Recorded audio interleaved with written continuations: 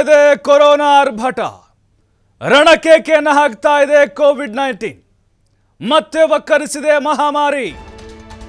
ರಣಕೇಕೆ ಹಾಕ್ತಾ ಇದೆ ರಾಜ್ಯದ ಜನ ಕೂಡ ಅಲರ್ಟ್ ಆಗಿರಬೇಕು ನಿರ್ಲಕ್ಷ್ಯ ಬೇಡ ಎಚ್ಚರಿಕೆ ಇರಲಿ ನಾವು ಭಯ ಬೀಳಿಸ್ತಾ ಇಲ್ಲ ಯಾರಿಗೂ ಇಲ್ಲಿ ಯಾಕಂದ್ರೆ ನಿರ್ಲಕ್ಷ್ಯ ಮಾಡಿದ್ರೆ ಏನಾಗುತ್ತೆ ಅನ್ನೋದನ್ನ ನಾವು ಅನುಭವಿಸಿದ್ದೇವೆ 4-5 ವರ್ಷಗಳ ಹಿಂದೆ ಶಾಲೆಗಳು ಶುರುವಾಗ್ತಿದೆ ಪೋಷಕರೇ ಹುಷಾರಾಗಿರಿ ಮತ್ತಿಬ್ಬರಿಗೆ ಕೊರೋನಾ ವಕ್ಕರಿಸಿದೆ ವೃದ್ಧ ಸಾವನ್ನಪ್ಪಿದ್ದಾರೆ ಮಕ್ಕಳು ಮಾಸ್ಕ್ ಕಡ್ಡಾಯ ಬಳಸೋಕೆ ಸಲಹೆ ಕೊಡಲಾಗಿದೆ ಜ್ವರ ಕೆಮ್ಮು ಇರುವಂತಹ ಮಕ್ಕಳ ಬಗ್ಗೆ ಎಚ್ಚರಿಕೆ ಇರಬೇಕು ಕ್ಯಾಂಪ್ಸ್ ಕಾರ್ಯದರ್ಶಿ ಶಶಿಕುಮಾರ್ ಸೂಚನೆಯನ್ನ ಕೊಟ್ಟಿದ್ದಾರೆ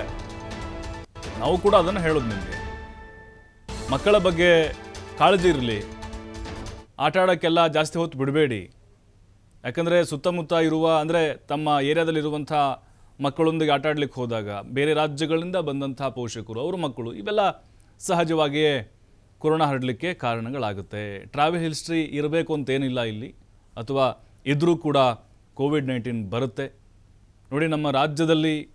ಕೇಸಸ್ಗಳ ಸಂಖ್ಯೆ 40 ದಾಟಿದೆ ಈಗ ಓವರಾಲ್ ಇಂಡಿಯಾದಲ್ಲಿ ನಾವು ನೋಡ್ತಾ ಹೋದರೆ ಈಗಾಗಲೇ 500ಕ್ಕೆ ತಲುಪಿದೆ ಕೋವಿಡ್ ಪ್ರಕರಣಗಳ ಸಂಖ್ಯೆ ಎಲ್ಲ ಕಡೆ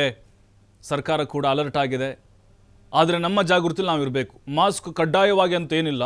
ಆದರೆ ನಮ್ಮಷ್ಟಕ್ಕೆ ನಾವು ಕಡ್ಡಾಯ ಮಾಡಿಕೊಳ್ಳೇಬೇಕು ಇಲ್ಲದೇ ಇದ್ದರೆ ಖಂಡಿತವಾಗ್ಲೂ ಯಾವ ರೂಪದಲ್ಲಿ ವಕ್ಕರಿಸುತ್ತೋ ಗೊತ್ತಾಗೋದಿಲ್ಲ ಅಯ್ಯೋ ನಾನೆಲ್ಲೂ ಹೋಗಿಲ್ಲ ನನ್ನ ಮನೆಯಲ್ಲೇ ಕೂತಿದ್ದೆ 4 ಗೋಡೆಗಳ ಮಧ್ಯೆ ಇದೆ ಕೋವಿಡ್ ಬಂತು ಯಾವುದೋ ಒಂದು ರೂಪದಲ್ಲಿ ಬಂದಿರುತ್ತೆ ಹಾಗಾಗಿ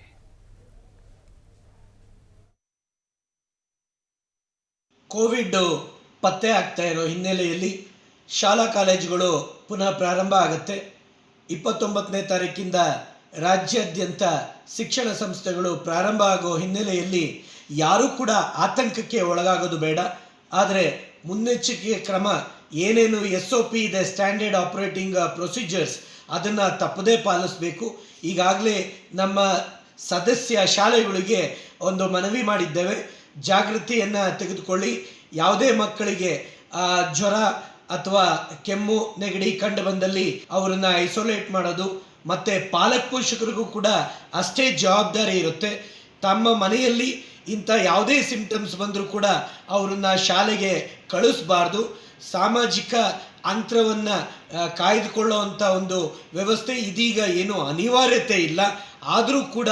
ಮುನ್ನೆಚ್ಚರಿಕೆ ಕ್ರಮದಲ್ಲಿ ಹೈಜಿನಿಕ್ ಮೆಷರ್ಸನ್ನು ಕಾಪಾಡ್ತಕ್ಕಂಥದ್ದು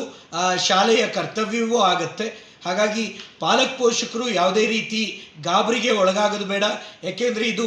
ಆ ಮಟ್ಟದಲ್ಲಿ ಕೋವಿಡ್ ಏನು ಹರಡ್ತಾ ಇಲ್ಲ ಇನ್ನೂ ನಮ್ಮ ಶಿಕ್ಷಣ ಇಲಾಖೆ ಜೊತೆಗೆ ಆರೋಗ್ಯ ಇಲಾಖೆ ಇವುಗಳ ಮಾರ್ಗದರ್ಶನ ಅದನ್ನು ಕೂಡ ಕಾದು ತದನಂತರ ನಾವುಗಳು ಮುಂದೆ ಏನಾದರೂ ಅಗತ್ಯತೆ ಇದ್ದರೆ ಅಂಥ ಒಂದು ಪಾಲನೆಯನ್ನು ಮಾಡಬೇಕಾಗುತ್ತೆ